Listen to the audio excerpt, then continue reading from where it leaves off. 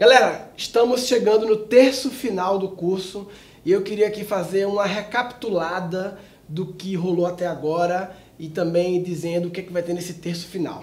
Então, vai ser um pouco diferente que eu vou fazer nesse flip chart aqui e eu queria focar principalmente nos bloqueios.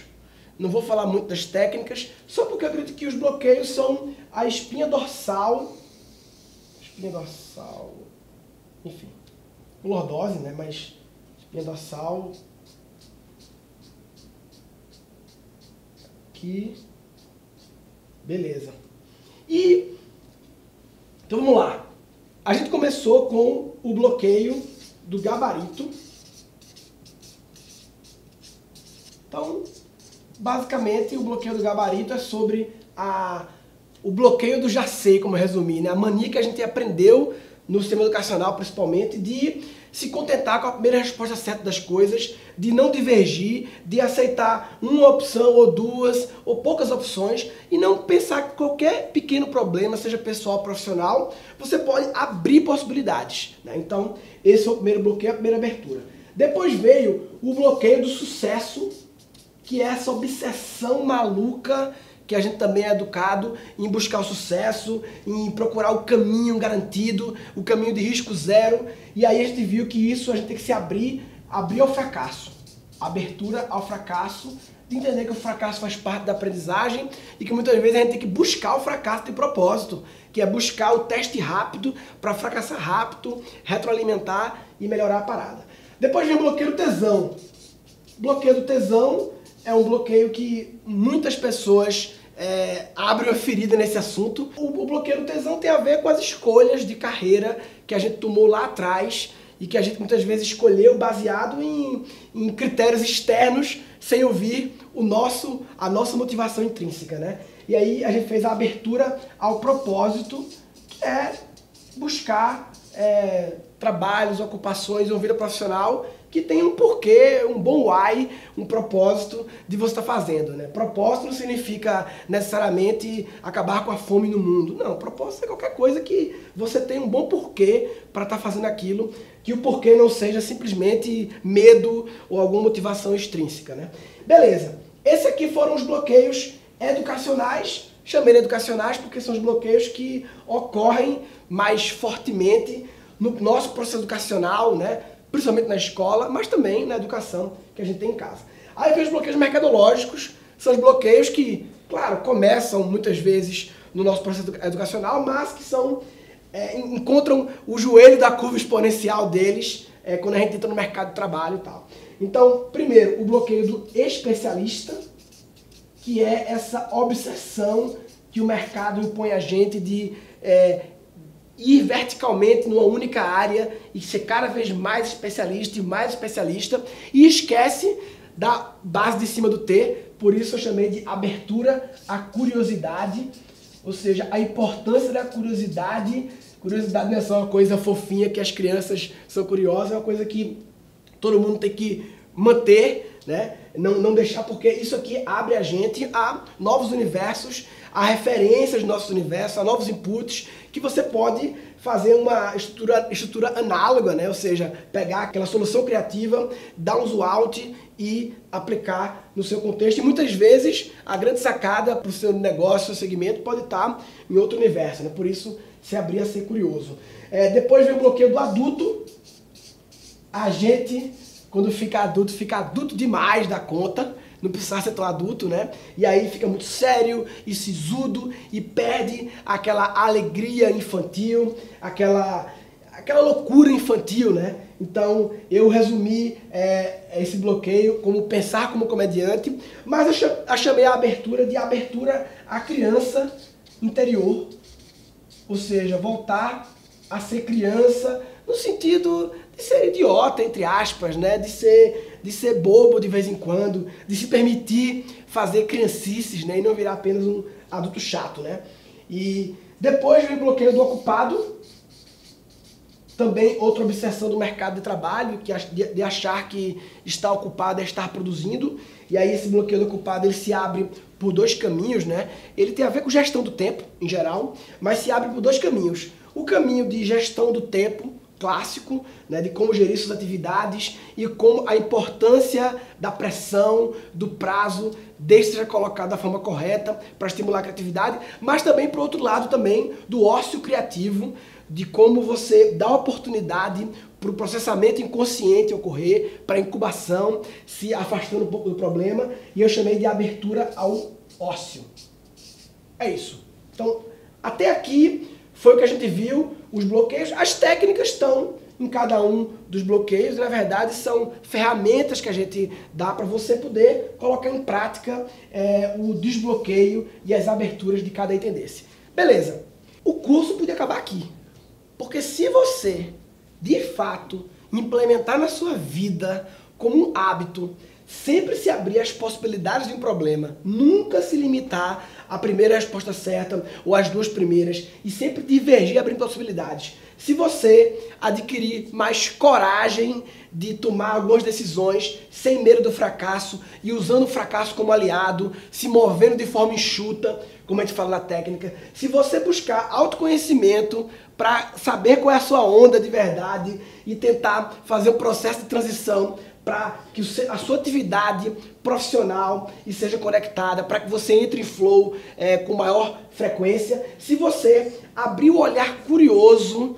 de se interessar por diversos assuntos, com um olhar de zoom out para extrair o que está por trás daquilo, se você for mais infantil, mais bobo, se abrir, deixar de ser sisudo e administrar o seu tempo, dando espaço para incubação. Se você colocar isso em prática, velho, você vai perceber como a sua capacidade de resolver problemas, que é o objetivo desse curso, né?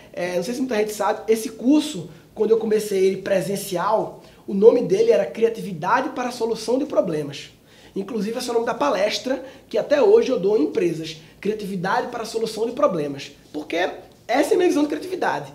Prática e aplicada para resolver problemas, problema grande, pequeno, pessoal, profissional. A gente acabou mudando o nome para reaprendizagem criativa, porque percebeu que é uma parada que a gente nasce criativo, que desaprende a ser criativo, e achou que esse caminho era mais interessante do que um caminho criatividade para a solução de problemas, que é um nome muito literal, né? E a aprendizagem criativa é mais bonito, mais chique, né? Enfim, eu queria propor agora, pegar isso aqui e enquadrar dentro de um outro framework.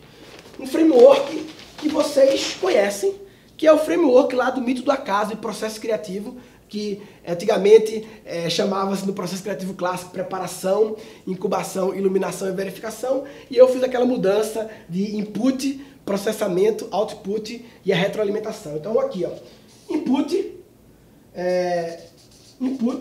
aí aqui tem o processamento, né, ou combinação, processamento, o output, que é a saída, e a retroalimentação, chamar de feedback.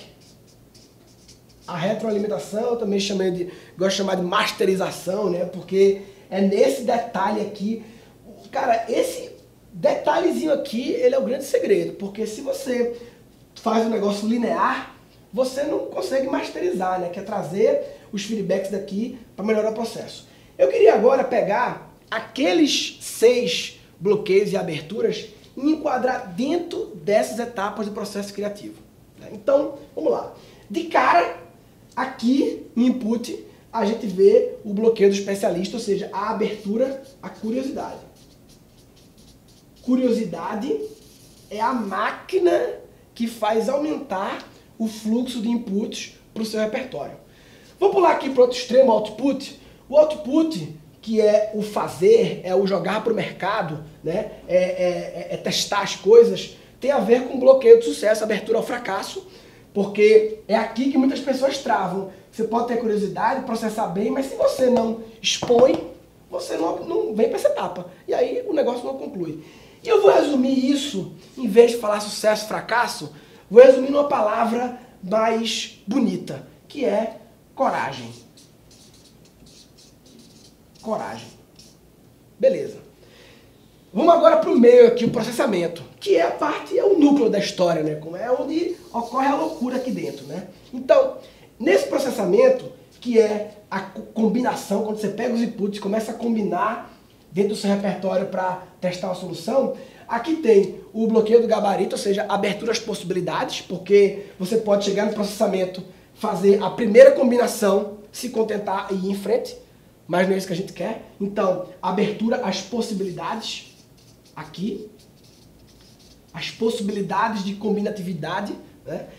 Segundo, em relação ao bloqueio do adulto, abertura à criança interior, que tem a ver com as ideias malucas, né? O pense como comediante. O quando chegar aqui, você fazer combinações aparentemente incombináveis. Aceitar que coisas dos universos mais aparentemente distantes possíveis pode ser combinado sim. Posso juntar isso com aquilo, por que não? Coisas que as crianças fazem muito bem, que a gente fica adulto e começa a criar. Não, isso aqui não tem nada a ver com isso. Isso aqui não tem nada a ver. Então, a criança interior. E esses dois processamentos aqui são processamentos conscientes, né? Você está consciente que, poxa, quero abrir possibilidades, quero viajar, aceitar combinações loucas, mas também tem o processamento inconsciente, que tem a ver com a abertura ao ócio, que é você entender a importância da incubação e modelar o seu processo de criação, permitindo esses momentos de ociosidade.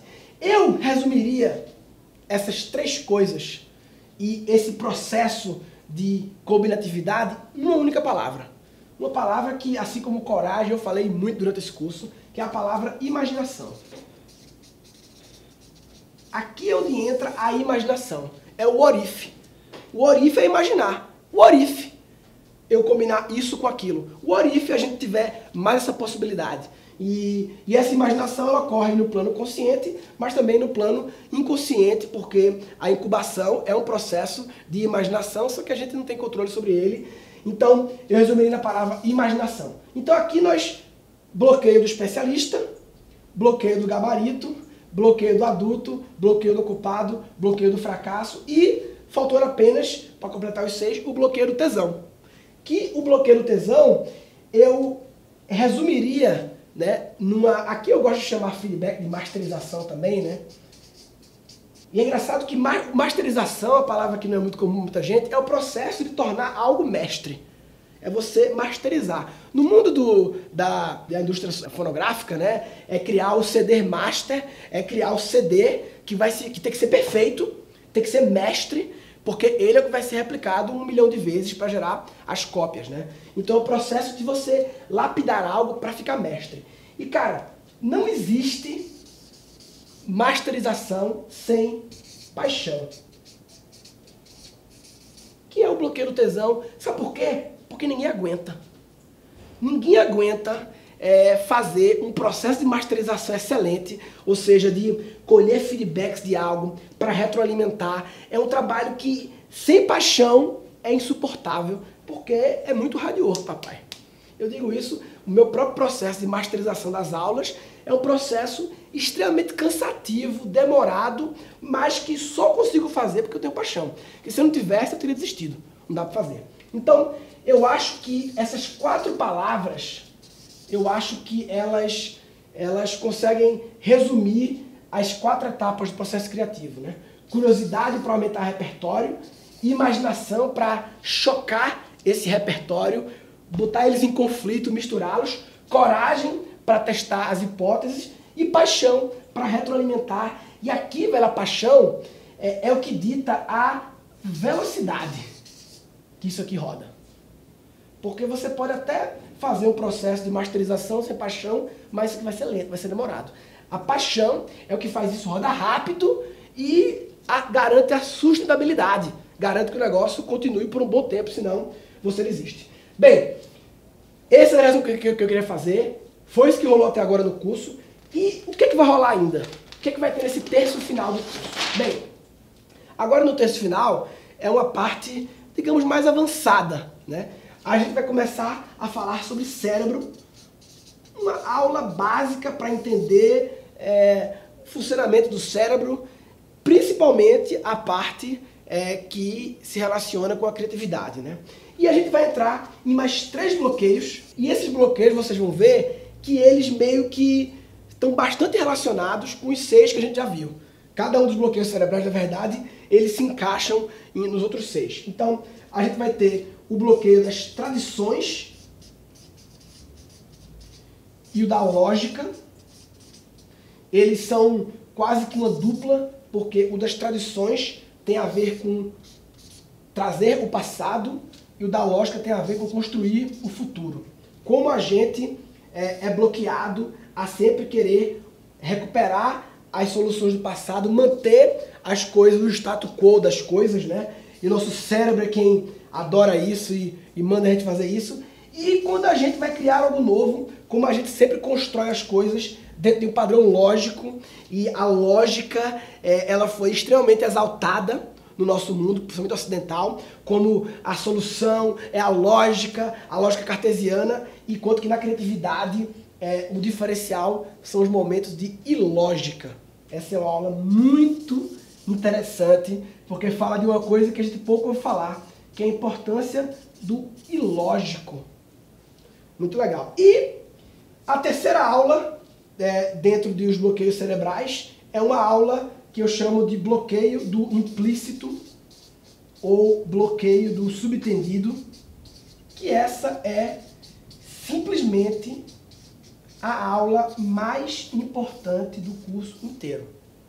Essa aqui é a aula mais importante do curso inteiro. Se você acompanhou algumas aulas do curso, mas não chegou a ver essa aqui, você não viu o curso, porque você perdeu a aula mais importante. E essa aula, na plataforma, quando a gente liberar, a gente vai liberar a aula, mas ela só vai ficar acessível para quem tiver visto os outros 8 bloqueios anteriores. É pré-requisito para poder ver essa última aula. Bem, queria nessa aula aqui, essa aula resumo, mostrar um pouco do que fizemos, o que vem por aí, beleza? Valeu!